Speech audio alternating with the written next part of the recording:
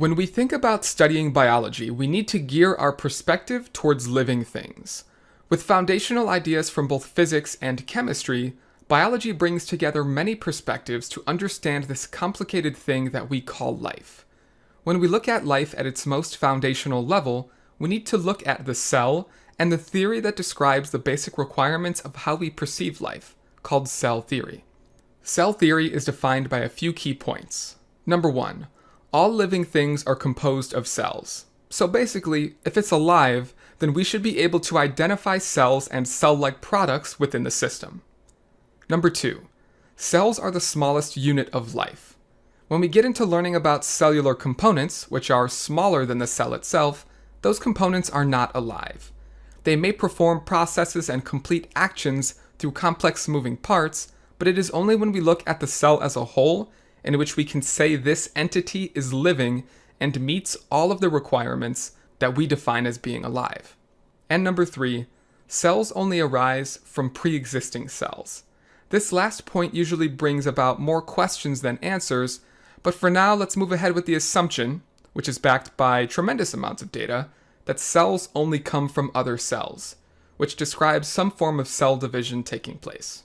Now, like most rules, whenever we define something very strictly, there are usually exceptions. And in this case, we do have some exceptions that break the main convention of cell theory. Now, to set the stage here, when we think about a cell, we think about it as a discrete, fully functioning unit that has specific parts and is within a specific range of size. There are a few exceptions to this rule. One being the cells that make up striated muscle fibers within the human body and other organisms. The fibers are a combination of multiple cells fused together that can be extremely long and, because they are fused together, have more internal parts than other traditional cells. Normally, cells only have one nucleus, but this muscle fiber has multiple nuclei, which breaks the convention.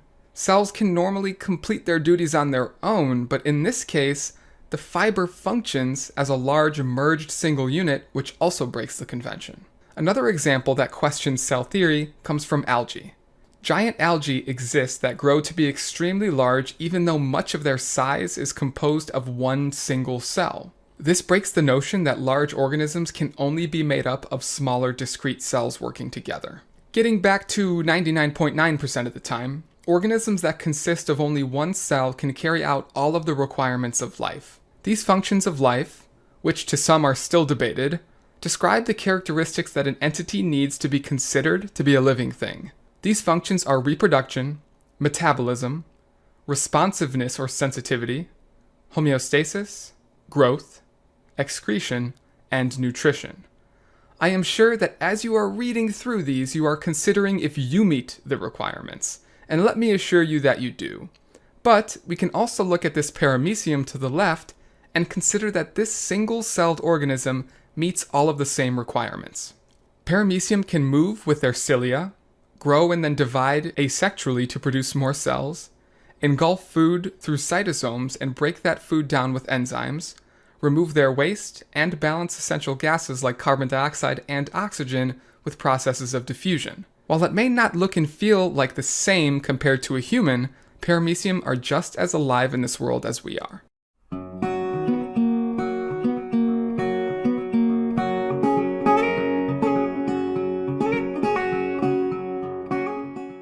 We know growth is one of the 7 requirements for life, which means all of the trillions of individual cells within our body are growing all the time. They are getting larger and potentially changing their shape. Now I know what you're thinking. If I have trillions of cells in my body that are constantly getting larger, why am I not as tall as a skyscraper and as wide as the main island of Australia? The answer to that has to do with a concept called the surface area to volume ratio. Cells, if they get too large, actually cannot support themselves anymore. This is because the internal volume of a cell grows at a much faster rate than the surface area of the cell membrane.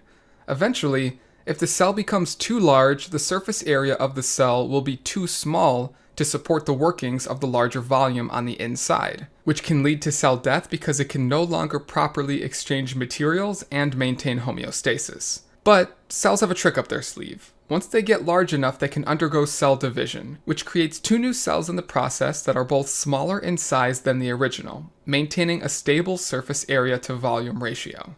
This keeps the cells small and allows them to replace any cells that have died within our body tissue as a form of maintenance. You should note that in this one slide we alluded to growth, reproduction, homeostasis, and metabolism to explain one small concept. This shows how concepts within biology are interconnected and used to explain an overall larger picture or phenomenon.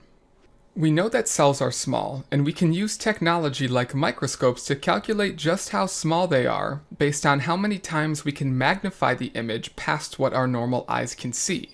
This is done with a simple magnification equation where magnification, m, is equal to the size of the image with a ruler, I, divided by the actual size of the picture based on a scale bar, A. Simply put, magnification equals image size over actual size. When calculating one of these variables, you will always be given, or at least will be able to figure out, the other two.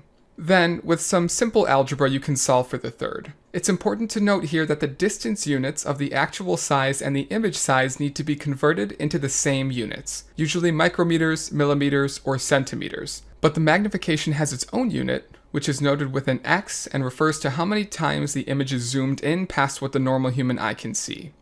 Let's practice a problem together. What would the magnification be if the actual size of a cell was 100 micrometers, which we know from the scale bar, and the image size of the cell was 3 centimeters, which we can figure out by measuring with a ruler? Pause the video and come up with an answer on your own. Continue when ready. You should identify here that we are solving for magnification, which means we take the image size and divide it by the actual size. Before we can do that, we need to make sure that the units are the same. So we can either convert the micrometers to centimeters or centimeters to micrometers. Either way, we should end up with the same answer. Let's convert the 100 micrometers into centimeters. We know that there are 10,000 micrometers to every 1 centimeter. If we have 100 micrometers and we move the decimal point 4 places to the left, we will end up with 0.01 centimeters for the actual size. Take 3 centimeters divided by 0.01 centimeters, and we get a magnification of 300x. This tells us that the image we are looking at is zoomed in 300 times greater than what the human eye can see.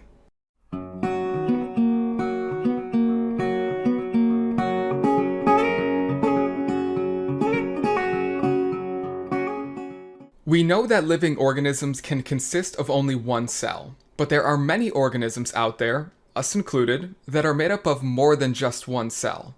We are then called multicellular organisms. Cells by themselves can complete their own functions, but interestingly, when cells work together, they create new, emergent properties that they otherwise would not complete on their own. These specific tissues, or groups of cells, arise from a process called cell differentiation.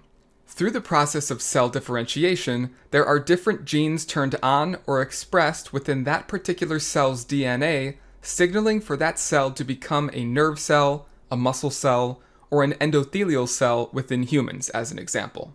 This process creates specific cells that carry out specific functions within multicellular organisms, leading to the creation of these emergent properties. An example could be the stomach cells within this rat. The rat's stomach tissue, which is made up of hundreds of thousands of specially designed and differentiated cells, performs the function of digesting food that the rat is eating. One cell alone could not do this task to the same extent, but many cells working together in a tissue to complete this specific function make it possible. We can see these emergent properties throughout the human body and in many other multicellular organisms all over the world. When we talk about cell differentiation, or cells becoming and turning into specific cells that have specific functions, we need to discuss stem cells. Stem cells are the precursor cells to the process of differentiation and really allow for cell differentiation through gene expression to take place. A stem cell at its core is a cell that does not have a specific function and can turn into multiple types of specialized cells. If certain genes in the stem cell's DNA get expressed, it could become a heart cell, or if others are expressed, it could become a skin cell. This process of stem cell development and differentiation happens very early on in humans in the womb, which is why we are born with all of our necessary tissues and organs. as those cells have already been programmed.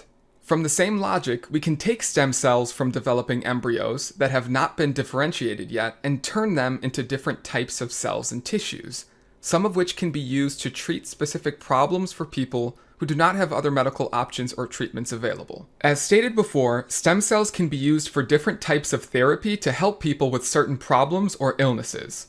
One example could be to use stem cells to generate new tissues that can be placed over damaged skin, which is helpful to treat people with severe burns. While this general process can be extremely helpful and positive, there is some contention within the scientific community in the ethics of where we get stem cells from. Some stem cells can be cultivated from adult tissues, where other, and arguably better, stem cells can be extracted from developed human embryos. The issue here is that in order to access these stem cells, the embryo itself would be destroyed.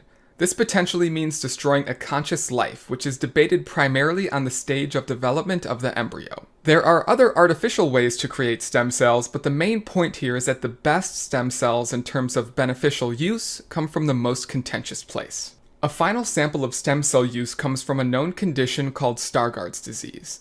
This disease, which is inherited and caused by a gene mutation, impairs the photoreceptors found in the eye that send signals to the brain for sight perception. This results in progressive vision loss and ends with complete blindness. Scientists can use stem cells, which they differentiate into working photoreceptors, to replace the dead and damaged photoreceptors that have the mutation. This means the patient can be treated and likely will no longer become completely blind from the disease.